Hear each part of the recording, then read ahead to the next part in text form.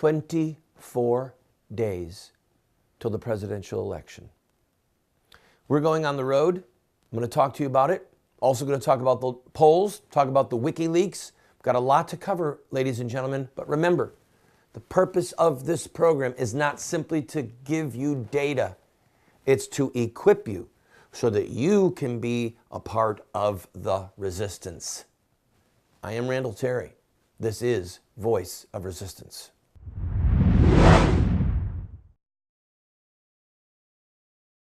In spite of all the mudslinging that has been going on, yesterday morning's Rasmussen poll showed that among likely voters, Trump is ahead by 2 points. I'm telling you that because there are people in the national press that want to ignore that and demoralize the Republican base so that they don't give Trump money, so that they don't volunteer their time, and so that they don't vote. Don't fall for it. But I don't want to linger on that right now. I want to talk about some statements I made yesterday. I want to bring clarity, and then I want to tell you about what we're doing and ask you to join us. Yesterday we talked about that mudslinging is a distraction. If you missed the show, I urge you, go to our website and watch it, because I made a very compelling argument that the mudslinging is not the central issue. Now, after yesterday's program, one of our staff said to me, "Did you just say that what Hillary and Bill have done to women doesn't matter?" I said, "Of course I did not say that. No, I did not say that. I said it matters. It matters for the women whose lives have been ruined. It matters for the people who have been marred. It does go to questions of character for Hillary, whether she's enabling this man. But, and I said, and I want to say it again, while those things do matter, there are things that matter more. Okay? I keep thinking of this conversation I had with somebody in the Hollywood circle and film, and who said, "You're too smart to vote for Trump." I said, "Why? What?" He said, I said, "What about his policies don't you like?" And he said, "I don't want him to be the face of America. I don't want him to be the one on TV representing us." And I thought, okay, I hear that, but what policy? So he could never come up with one. He literally could not come up with one. I said, "So for you, this is about personalities?" He said, "Yes." And it's not about that, friends. It is not about that. Please, I don't want to speak harshly to my viewers because you've stuck with me, but there's people that I want to just shake and say, think. If you had a presidential candidate who was a lifetime member of your particular denomination and was faithful to their spouse, never talked like they were in a locker room, never said anything ill of a male or a female, just a nice, truly a nice person. And then over here, you had somebody who was just, to be around, they're just a jerk. They're bombastic, or they're rude, or they're crude, whatever. All right, so here's your two personality types. And this really nice personality type wants to get rid of the Second Amendment and take away your right to keep and bear arms, guns. This really nice person who smiles and never speaks ill wants to fund Planned Parenthood. And Mr. Grumpy over here, the guy that you don't want to go to his house to be at a party, you don't want him at your party, he wants to fight for your Second Amendment. He's like an old sailor. He wants to not give money to Planned Parenthood. "I don't give him money to Planned Parenthood. I like to see them all in jail." He's just gruff, rude. This person says, "Let's let in all the people of Syria that we can. Let's let all of the Muslims in that we can, even if we can't find out if they're with ISIS or not." And this guy says, "Keep them all out till we can figure out who they are. Keep every last stinking one of them out." And make some comment about wearing towels on their heads. Okay? Just go down the list. This person wants to indoctrinate children and give condoms away at high schools without mom and dad knowing about it so the kids can have sex. And this guy says, "Give away condoms. People who give away condoms ought to be thrown in jail."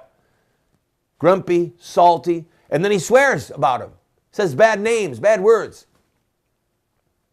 At the end of the day, who do you want to be president? Not based upon their personalities, but based upon their policies. Which of these two do you want to be president? Let's say this guy over here doesn't shave for 3 or 4 days. He's gruff. But you know right where he stands and you know right what he's going to do on policies. And this person always has nice fragrance, cologne, perfume, nice clothing, nice wardrobe, hair looks good, always a nice smile. But you know their policies are from the pit of hell. Who do you want to be the president? Not based on their personality, but based upon their policy. We need to get it right.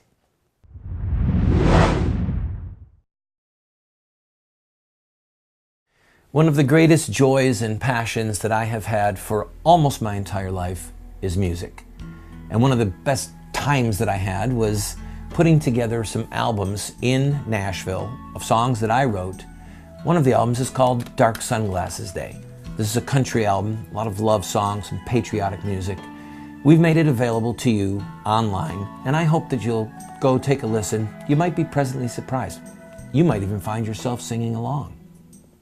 Does our Lord Jesus Christ, the King of Kings and Lord of Lords, have authority in the political realm, the judicial realm, economics, education?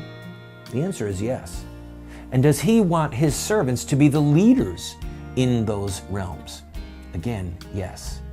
If you want to learn how you can be a leader in the power bases of America, get the series, Taking Back the Gates.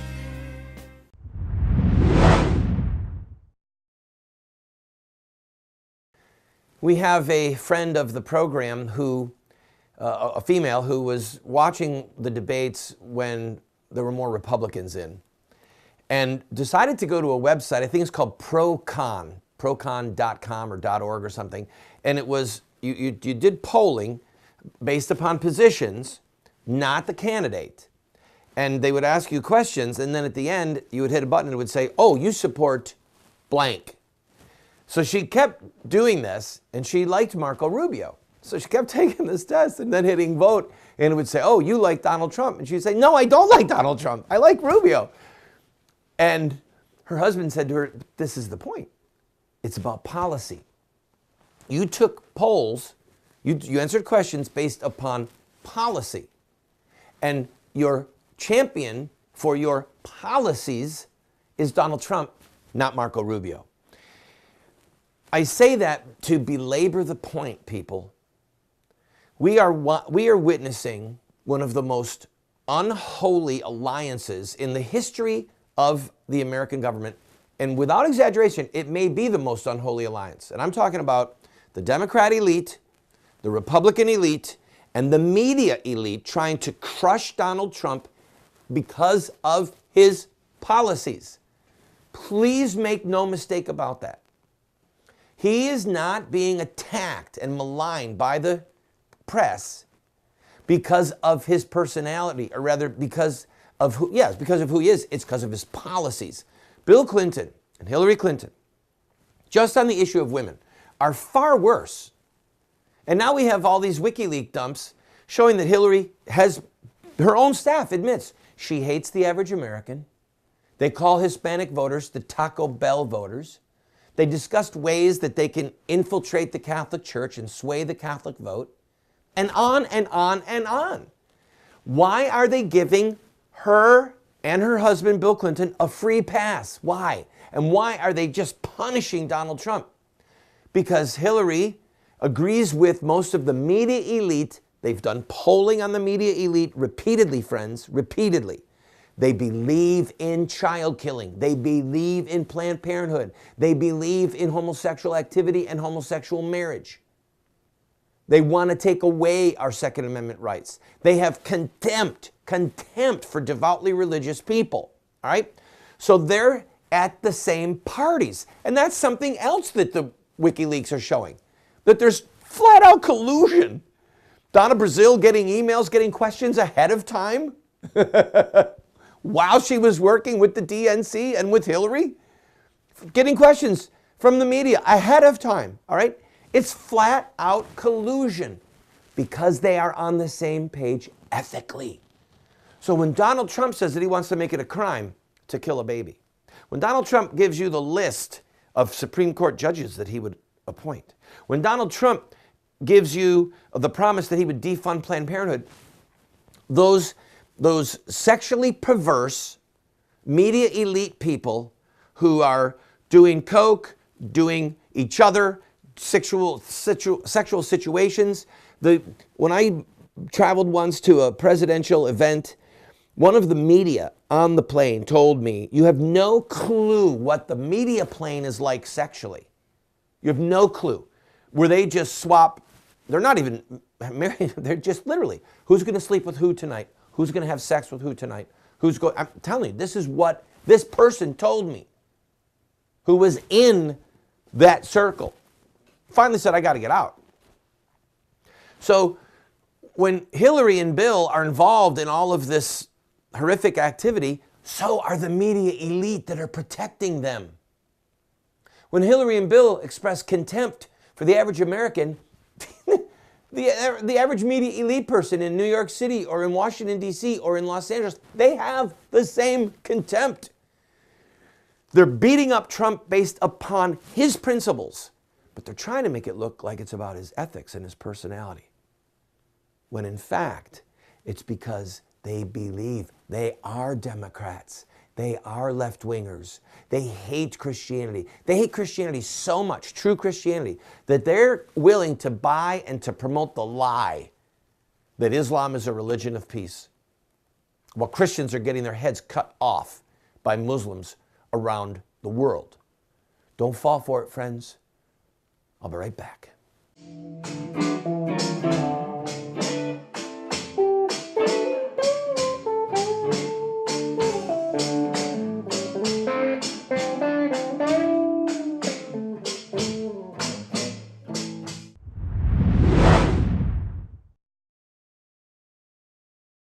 I have been a leader in the pro-life movement for 30 years.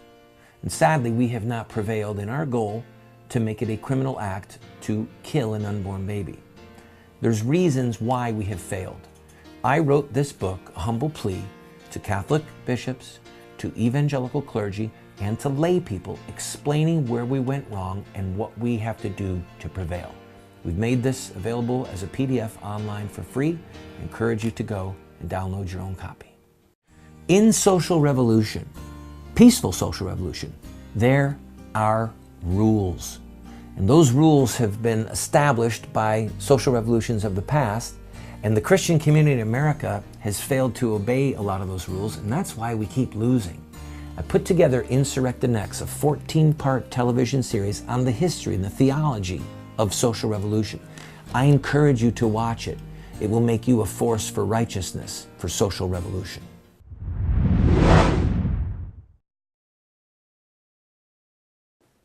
War. We are at war. We are right now in America in a civil war. There are a few shots actually being fired in some of our inner cities while people deliberately try and gun down law enforcement. But I digress. We're at war without the standing army of the North and the standing army of the South. Remember, elections, campaigns are war by another means. The reason that we have elections is so that we don't have civil war with guns, assassinations, disappearances, imprisonments, banishments, torture, outright bribery. Need I continue? The reason that we have elections is to avoid violence. Because in many nations of the world, to this very day, the only way you're going to have regime change, change of direction, change of policy, change of party, change of politician, the only way you're going to have it is with violence. And we have had the peaceful transition of power, with the exception of the Civil War, but even then the election worked in 1860 and in 1864. We've had the peaceful transition of power for well over 200 years. All right? But make no mistake, friends, This is war. And we are a divided country. And on one side, you have a mountain of dead babies, 55, 60 million dead children by abortion. You have victims of this war. And you have perpetrators of the evils, and you have collaborators with the evils. You have Judases. You have Benedict Arnolds. You have people that say that they're on your side and yet are willing to give the keys to West Point so that the Americans lose to the British, to use the Benedict Arnold analogy. And I'm speaking, make no mistake, I'm speaking about the Paul Ryans. I'm talking about the Republican elite that have been at war with us. They say that they're on our side, like Benedict Arnold said that he was on the side of George Washington and on the American troops, but he wasn't. And he had a lovely wife, and he was articulate, and he was well-groomed, and people liked him while he was involved in treachery, treason. Do you understand? People are talking about the Civil War going on inside of the Republican Party as if it was something new. With the exception of Ronald Reagan, this has been going on for decades. I refused to vote for Bob Dole because Bob Dole was so brazen that he said, I don't have to follow the Republican platform, because the platform said we will only appoint pro-life judges. And a media person asked him, are you bound? Are you going to follow the Republican platform? And he was contemptuous. This is back when Phyllis Schlafly, God rest her soul, she was a key player on the Rules Committee and with the Platform Committee. And she and those around her took the Republican Party platform very seriously, and Bob Dole held it in contempt. Bob Dole didn't get elected. Look at John McCain, another squish. Would not go after Obama, even though Obama supported infanticide, keeping live babies who survived an abortion from getting medical help. That's infanticide, okay? It's infanticide by omission. You remember this, right? Obama was in the state Senate in Illinois, and they tried to pass a law that says if an aborted baby survives the abortion, medical care is required by law to be given immediately. He wouldn't go with it. He said it would undermine Roe versus Wade. Let the baby die. Put the baby in a closet, whatever. John McCain would not go after him on this. And then after Sarah Palin energized the base, they gagged her. They roped her in so that she wouldn't say things that were too right-wing, too Christian, too fundamentalist. And then Mitt Romney was a coward, did not go after Obama when he had Obama on the ropes, did not go after Benghazi properly, did not go after Obama's failed policies. These people are a joke. They are the Benedict Arnolds. And now Paul Ryan giving credence to the idea that the House could be lost. It's so stupid. It's the sky is falling. The sky is falling. Paul Ryan created the narrative that the Republicans might lose the Senate and the House. They're not going to lose the Senate and the House, people. It's not going to happen. It's another way to distract people from the issue of whether or not Trump and his policies will prevail or Hillary and her policies will prevail. That's what this is about. I'll be right back.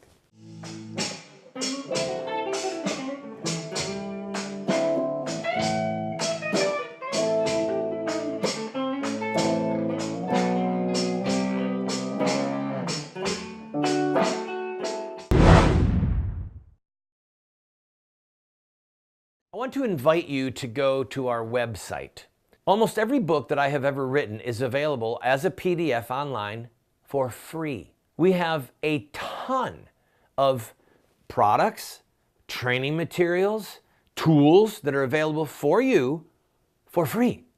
All we ask for is that you give us your email address. That's it, so that we can stay in touch with you and, yes, from time to time, ask you to support this work. So I'm inviting you, go to the website. Now, for those of you who say, well, I don't want a PDF, I want a real book. You can get one of my books. All you have to do is pay for shipping and handling and then give whatever gift you want. And if you can't afford anything, we'll send you the book for free. Just pay shipping and handling. Why are we doing all this? Because we want to change the direction of the country, and we need to raise up a fresh generation of warriors to do that. That's why we have this tool. I invite you. Go to the website, see for yourself.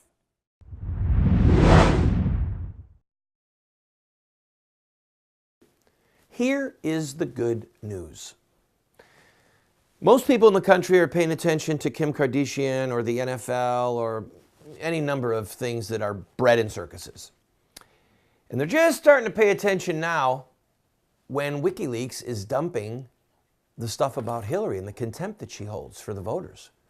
When Donald Trump is putting women in the room who have accused Bill Clinton of sexual assault. So now, when it's getting really interesting, as crazy it is, we still have people that are undecided. Crazy as it is, they're just now starting to pay attention, and it may be to Trump's advantage because Hillary does look unstable, because she does look worn out, because he does have more energy than her. Many of them, many young women, millennials, literally have never heard until now about Paula Jones, Roderick, about some of these other, never heard of them. And they're getting their first look at the Clinton machine that grinds people up and spits them out. We still haven't had a major discussion about pay to play, about the Clinton Foundation. The Associated Press released an incredible, all right, the Associated Press is a left-leaning, Democrat-supporting news organization, but God bless them, they had the integrity to look at a list of about 150 people that Clinton saw personally, face-to-face, or took a phone call from, all right, the logs. And what they found was that over half of them gave more than $100,000 to the Clinton Foundation. And a large percent of them gave more than $1 million. The corruption is right there, right there. But the Associated Press story was buried. ABC, CBS, they're busy talking about Trump's talk on a bus.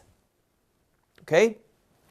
But with news outlets like Drudge, Sean Hannity, Rush Limbaugh, the greatest radio broadcaster in American history, folks, the fight is on. And because of people like you, now we're being watched right now in swing states all over the country.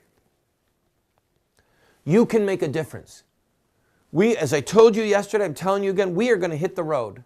We are pulling together a, God willing, please God, either a bus or a motor coach. We're going to have decals all around it saying it's a sin to vote for Hillary.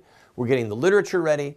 And then the last couple of weeks of this campaign, we're going to go to key media markets in swing states and try and create a firestorm. And you can do it too. The purpose of this program is not simply to give data to you. It's to equip you to be a warrior in the culture wars, to be a knight, to be part of the church militant, not the church flabby. So I ask you for your prayers, but I encourage you, be bold. Be bold. Especially if you're in a swing state. If you're in Iowa, Nevada, Colorado, North Carolina, Florida, Pennsylvania, Ohio, if you're in one of these states and you're watching us, it's time for you, in my opinion, I'm encouraging you, put skin in the game. And the type of skin that you and I can put in the game, most of us can't write a big check, right? So it's not about money. It's about our reputation. It's that we'll publicly say, you can't vote for Hillary. It's a sin against God to vote for Hillary. If you help her get into the White House, with her having told you that she will support Planned Parenthood and dead babies and trafficking in body parts, then if you vote for her, you've sinned.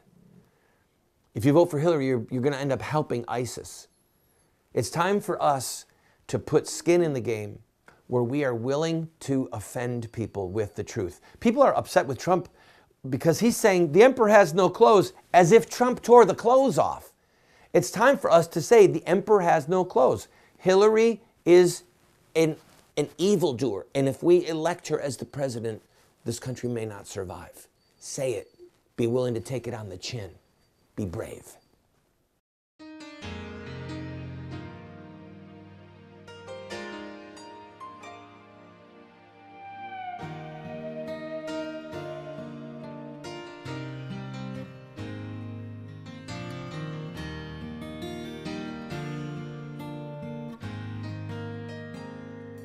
you.